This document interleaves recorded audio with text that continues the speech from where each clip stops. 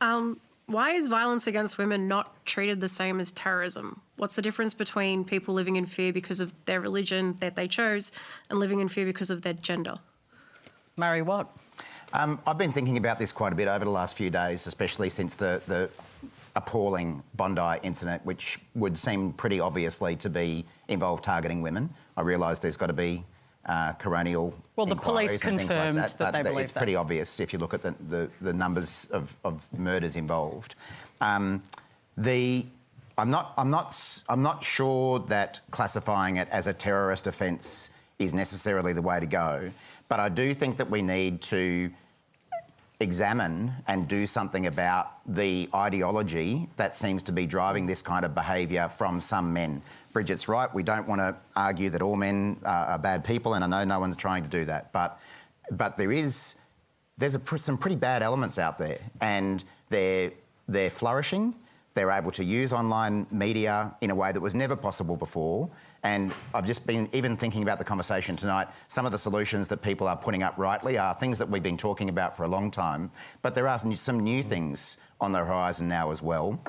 And I think the growth of those misogynistic hate groups has got to be tackled. And that is a new frontier, if you like, in this ongoing battle. Well, I have to take you up on that because you have put forward a new idea. How do you tackle misogynistic online hate? How do you do it? I don't pretend to have the solution to that, but I guess I'm also hoping that that's something that we might be able to deal with through this discussion that now that is underway about online media. But if we don't have those solutions, isn't that where the Royal Commission could be useful? No, I mean, National Cabinet's going to, I think, discuss a Royal Commission, but I'm not persuaded that's the way to go, and it's partly because of what John just said. And I've noticed that most of the victim survivor groups don't support a Royal Commission either. They just want action. Yeah. And my understanding is that many of those groups were heavily involved in the design of the National Action Plan. We need to get on and get it done and deliver it. But I absolutely acknowledge the point that you're making, that this is a new issue that we need a different kind of response to. And the Andrew Tates of this world are playing a very, very dangerous role in fostering that kind of hatred of women.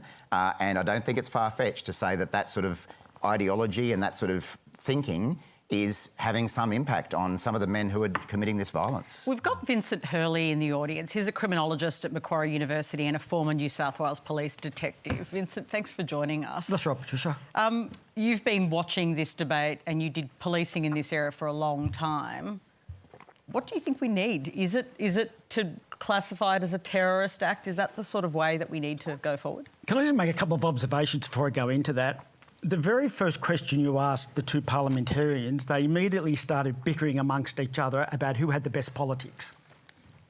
That just goes to show the point that you are overlooking the murder of women out here. You're putting politics above these people behind me.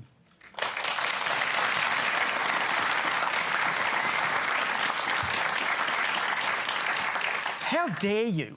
How dare you go into politics in an environment like this when one woman is murdered every 4 days and all you two can do is immediately talk about politics? That is just disgraceful. Is it any wonder frontline services aren't getting the money that they want? You can talk about putting out billions of dollars. AUKUS cost $300 billion. Do you think the federal government could spare a couple of $1 billion, even $1 million, for the pastor here at the Wayside Chapel? No, you couldn't. You made the comment we need to listen more. For God's sake, how long do we have to listen to politicians like you and the rest of you high-horsing about we have to have a Royal Commission, we have to do this? Everyone here knows what the answer is. OK, so what are they? What are they? First of all, that man should never have been released on bail. OK, that is the very first thing that happened. If a male has a history of crimes of violence, of any form of domestic violence, coercion, physical, emotional, they should not have the presumption of bail. They should not get bail at all.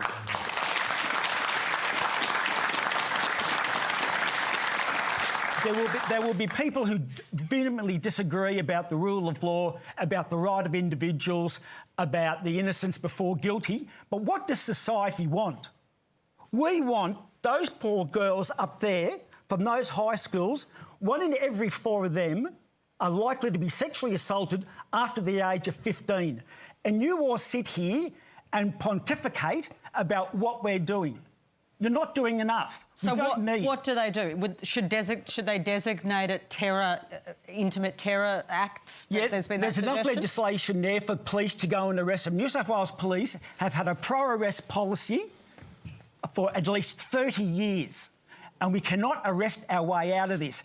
But for the immediate concern of the women here, they need to have that offender taken off the street to give them breathing space to get away to a women's refuge.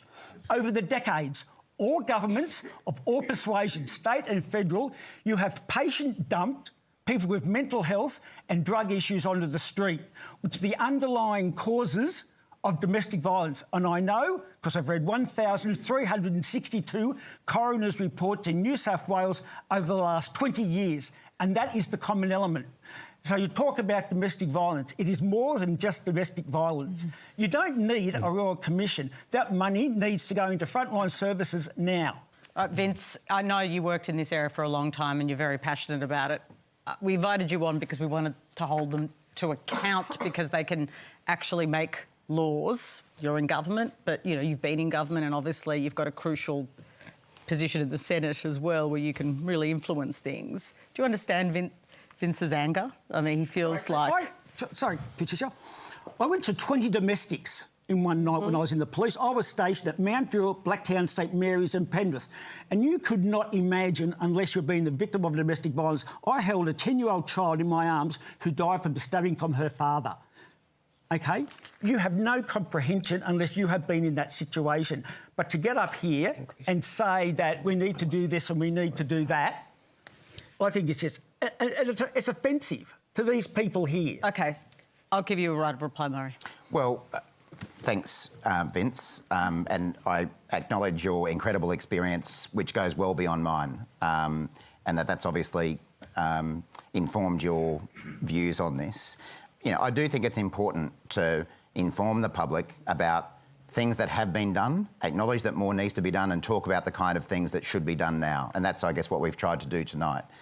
Specifically on the legal changes, obviously a number of them would need to be made at a state level, but I think this is a conversation that's going to be happening this Wednesday at National Cabinet. That's the point of getting the Prime Minister and every Premier or Chief Minister together to talk about what might need to change in the laws at state and federal level as well.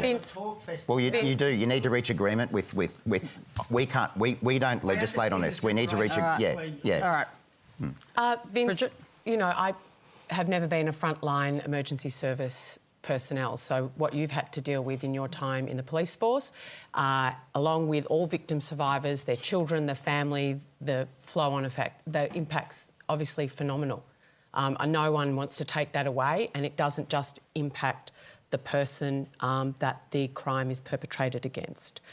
I think everybody that I know that gets into politics actually wants to make a change. Is it harder than we thought it would be when we started? Yes. Does it mean we still keep trying? Yes. And that's why I'm here. That's why I'm sure most of the MPs that I work with on both sides do not want to see this to continue, have had enough, and want to do what we can to make a difference. If this discussion is raising any difficulties for you or anyone you know, and I know given this issue touches so many people, it has, the numbers for 1800 RESPECT and Women's Crisis Line are there on your screen and I urge you to use them.